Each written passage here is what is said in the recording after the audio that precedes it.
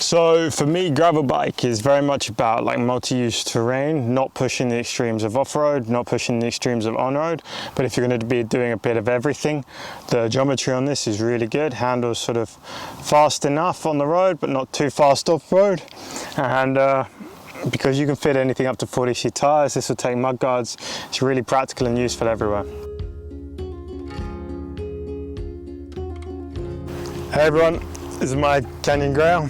And today I'm going to talk to you about gravel bikes, maybe a bit about mountain bikes, and what is my setup and what might be the right setup for you.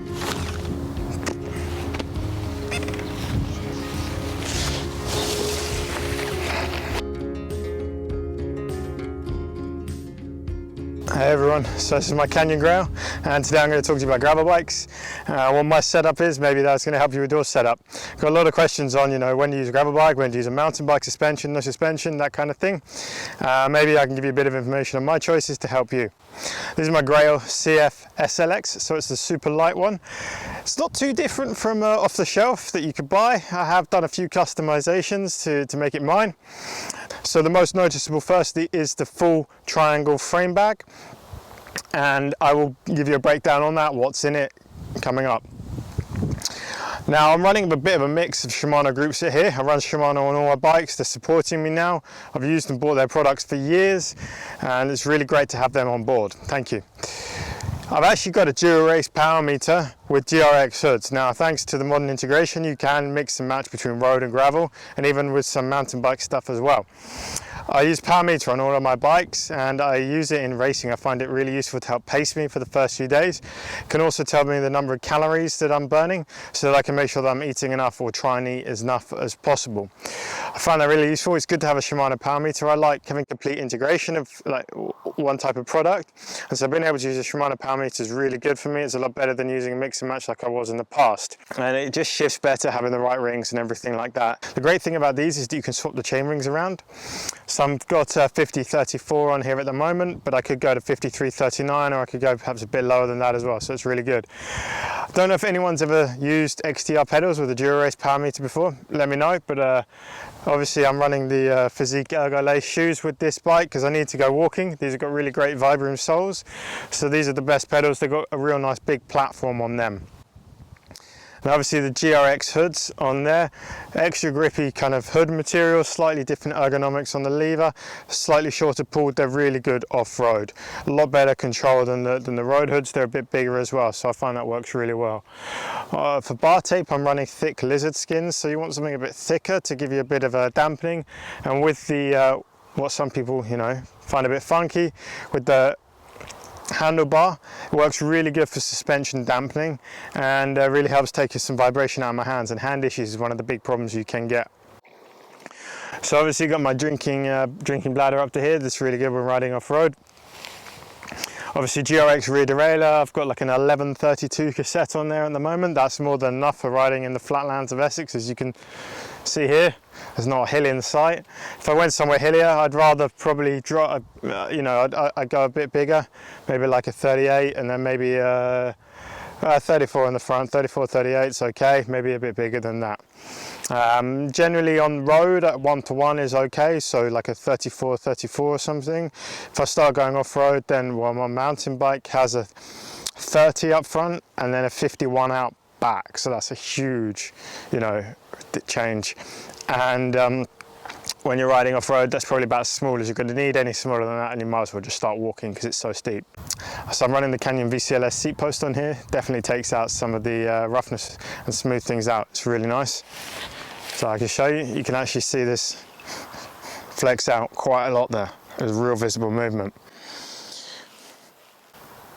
Took me about half an hour to get this not falling over, so I shouldn't have done that. You can see I'm running a dash saddle now, so it's got a bit more padding than the ISM I used to use, which had no padding, carbon rails, carbon seat. So I'm not really interested in this for the weight saving. Weight isn't a massive thing for me. Things working is, and the carbon should flex a bit more. which is going to mean that gives a bit more give basically, and given the problems I'm having at the moment, that's hopefully going to be really good. Need to get that set up, right height and everything. Going to go get the bike fit done soon. So obviously this bike is disc brake, all my bikes are disc brake now. You're not really going to see much rim brakes anymore apart from the Pro Road Peloton, but who cares about them? It's not really relevant to what you are or anyone else mostly is doing. There's actually riding bikes. A lot of people, you know, are going to be picking this kind of bike because it will take up to about 40mm tyres. You could probably get a bit wider in there. I'm actually running some WTB, what are now called Expanse tyres. These are the sort of, you know, before they were rebranded, so you see exposure on there.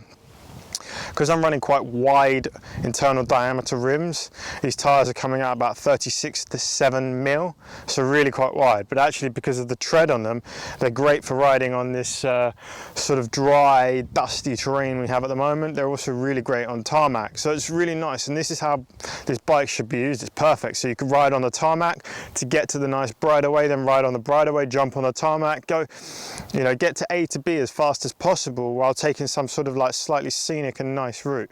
It's a really good way to be riding. So for me, if I'm just kind of going out, don't really know where I'm going, I'm going to pick this bike, because if I see a great path, then I can definitely go down that, but I can also ride for some distance on the tarmac to get places. Whereas if you're on a mountain bike, yeah, you could kind of jump on a path and it will handle really well. But to get there, it's going to take you a bit longer because you're going to have a bit more rolling resistance on the tyres and things. So it's not quite perfect. So for me, as a multi-purpose vehicle, all types of terrain, the Grail wins, hands down. When you start getting to more rocky terrain and downhilly stuff and technical things, yeah, the mountain bike's going to leave this thing in the dust. So there is definitely a place for a mountain bike versus a gravel bike versus a road bike. If you could only have one, I would probably just have the gravel bike, because you could ride it anywhere. It'd be a bit compromised though. If you could have two, I'd have a gravel bike and a mountain bike. If you could have three, I'd have a gravel bike, a mountain bike and a road bike. Now the geometry on this is a bit slacker than the Endurace that I ride. Not much slacker though, so it actually handles really well on-road and off-road, which is sort of perfect, you know. You might be thinking, well, why do I need a road bike? The road bike is just a bit better on the road, like anything. Yes, you can't ride a road bike off-road really, and it's a bit steeper head tube, so it handles a bit too fast. But if you're on a real nice tarmac hairpin descent, or you know, doing some long days in the saddle just on tarmac, then the road bike's going to be definitely better for that purpose. So there is no one bike that does it all. Don't let anyone tell you that, because it's a con. But there are definitely bikes that can do multiple purposes of things. And if your swing is 50% on-road, 50% off-road, this is going to be great. And as those percentages change, then you're going to want to go more mountain bike or more road bike. Personally, and I'm lucky enough to be able to have all the bikes that I want, which is great. So I've got the perfect bike for all situations. For me, as a multi-purpose vehicle, all types of terrain, the Grail wins, hands down.